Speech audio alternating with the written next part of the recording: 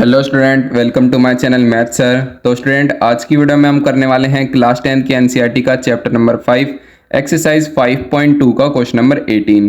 तो question number 18 में हमें दे रखा है the sum of fourth and eighth term of an AP is 24।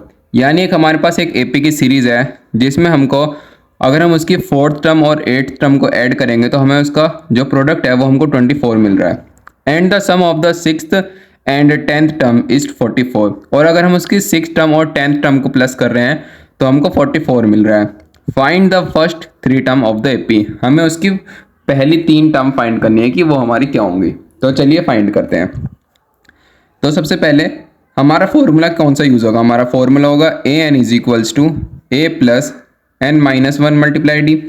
और अब हमको गिवन क्या है? हमको गिवन है फोर्थ और एट टर्म को ऐड करके हमको 24 मिल रहा है। यानी कि फोर्थ टर्म को हम ऐसे लिख सकते हैं ना, A4 प्लस एट टर्म को हम लिख सकते हैं A8 इज इक्वल्स टू हमको मिल रहा है 24। अब हमको ये दोनों वैल्यू इस फॉर्मूले के अकॉर्डिंग इसमें लिखनी है। जैसे कि हम A4 को क्या लिख सकते हैं? हम A4 को ये लिख सकते हैं ना, A प्लस एन की वैल्यू हमारी 4 हो जाएगी, 4 माइनस वन मल्टीप्लाई डी। हमको A और D की किसी की भी वैल्यू गिवन नहीं है। प्लस A8 को हम लिख सकते हैं A plus 8 minus one D is equals to 24। ये हमको दे रखा था। अब हम इसको सॉल्व करते हैं। तो इसको सॉल्व करके आएगा A plus 4 minus one 3D plus A plus 8 minus one 7D is equals to 24। A plus A ये हो जाएगा हमारा 2A plus 7D plus 3D 10D is equals to 24। अब हम इसमें से 2 कॉमन निकाल लेते हैं फॉर इजी कैलकुलेशन के लिए। तो हम यहाँ से 2 कॉमन निकालेंगे तो हमारा यहाँ पर बचेगा A प्लस 2 5 जा 10, तो ये हो जाएगा हमारा 5D इज इक्वल्स टू 24। अब ये वाला 2 जो है हमारा इस साइड आके डिवाइड हो जाएगा। तो A plus 5D is equals to 24 divide by 2। 2 से हम इसको कट कर देंगे, 2 1 जा 2 एंड 2 2 जा 4। तो A प्लस 5D की हमारी वैल्यू आ गई 12। ये आ गई हमारी फर्स्ट इक्वेशन। और अब हमको नेक्स्ट क्वेश्चन में क्या गिवन है? सिक्स्थ और टेंथ टर्म को ऐड करके हमको 44 मिल रहा है। तो अब हम इसको भी वैसे ही लिख लेते हैं। तो सिक्स टर्म यानी A6 प्लस टेंथ टर्म यानी A10 इज इक्वल्स टू हमें क्या मिल रहा है? 44। अब हम इसको भी ऐसे ही सॉल्व करेंगे जैसे हमने ऊपर सॉल्व करा है। A6 को लिख सकते हैं हम A plus 6 minus 1D plus A10 को लिख सकते हैं हम A plus 10 minus 1D is equals to 44। तो A प्लस 6 माइनस 1 ये हो जाएगा हमारा 5D plus A plus 10 minus 1 9D is equals to 44। अब A प्लस A ये हो जाएगा हमारा 2A plus 9D plus 5D ये हो जाएगा हमारा 14D इज इक्वल्स टू 44। अब हम इसमें से भी 2 कॉमन निकाल लेंगे इजी कैलकुलेशन के लिए। तो अब हम यहाँ से 2 कॉमन निकालेंगे तो हमारा यहाँ बचेगा A plus 7D is equals to 44। अब ये 2 इस साइड आके हमारा डिवाइड में चला जाएगा। तो हमारे इक्वेशन क्या बनी? हमारी इक्वेशन आई A plus 7D is equals to 44 divide by 2। 2 से हम इसको काट देंगे तो ये हो जाएगा हमारा 22। अब हमारा आया क्या? हमारा बचा A plus 7D is equals to 22।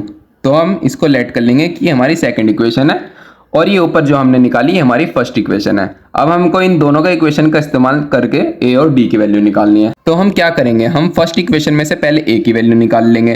तो हमारी फर्स्ट इक्वेशन क्या है? हमारी फर्स्ट इक्वेशन है A plus 5D is equals to 12। ये हमारी फर्स्ट इक्वेशन है। अब हम यहाँ से A की वैल्यू निकाल लेंगे। तो हमारी A की वैल्यू क्या आएगी? हमारी A की वैल्यू आ जाएगी 12 माइनस 5D। ये हमारी A की वैल्यू आ गई 12 माइनस 5D। अब जो हमने ये A की वैल्यू निकाली है 12 माइनस 5D, हम इसको सेकंड इक्वेशन में पुट कर देंगे।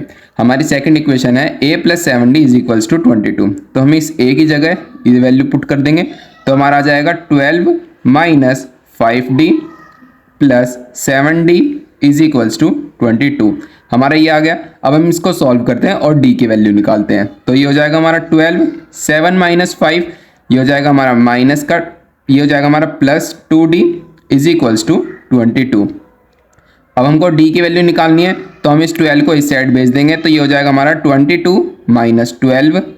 तो 2D इज इक्वल्स टू 22 में से अगर हम 12 को माइनस करते हैं तो हमारा आ जाता है 10। तो हमारी डी की वैल्यू आ जाएगी 10 डिवाइड बाई 2, 2 से हम इसको कट कर देंगे तो हमारा आ जाएगा 5। तो हमारी डी की वैल्यू आ गई है 5। अब हम ए की वैल्यू निकाल लेंगे इसमें पुट करके। हमने ए की वैल्यू निकाली थी 12 माइनस 5d। अब हम ये डी की वैल्यू इसमें पुट करके ए की वैल्यू निकाल सकते हैं। तो A is equals to 12 minus 5 multiply 5। तो a is equals to 12 minus 25। तो a इज इक्वल्स टू ये आ जाएगा हमारा -13। अब हमारी a की वैल्यू आ गई -13 एंड d की वैल्यू आ गई 3। अब जो हमारी a की वैल्यू आई है -13, ये हो जाएगी हमारी फर्स्ट टर्म, क्योंकि हम a को फर्स्ट टर्म ही कहते हैं। अब हमको सेकंड टर्म निकालनी है, तो हम इस फर्स्ट टर्म में इस कॉमन डिफरेंस को ऐड कर देंगे तो हमारी सेकंड टर्म निकल जाएगी। तो सेकंड टर्म निकालने के लिए a2, सेकेंड टर्म को हम a2 लिखेंगे। तो a2 is equals to a plus D हो जाएगा हमारा।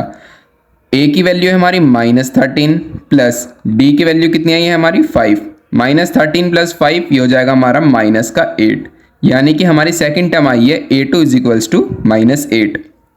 हम यहाँ पे लिख देते हैं कि ये हमारी है सेकेंड टर्म एंड ये जो हमने निकाली थी a, ये है हमारी फर्स्ट टर्म, फर्स्ट टर्म। अब हमको थर्ड टर्म निकालनी है।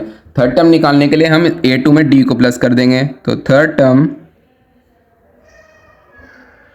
a3 is equals to a2 plus d। a2 की वैल्यू है हमारी -8। अब हम इसमें कॉमन डिफरेंस d को प्लस करेंगे 5 को, तो ये आ जाएगा हमारा -3, यानी कि हमारी फर्स्ट टर्म आई है -13, सेकेंड टर्म आई है हमारी -8 एंड थर्ड टर्म आई है हमारी -3। तो अब हम यहाँ पर लिख देंगे लास्ट में therefore the first 3 terms of an AP is -13, -8, -3। तो ये हो गई हमारी फर्स्ट 3 टर्म्स इस एपी की। आई होप स्टूडेंट आपको ये क्वेश्चन अच्छे से समझ आया होगा। समझ आया तो इस वीडियो को एक लाइक करना और मेरे चैनल को सब्सक्राइब करना। Thank you.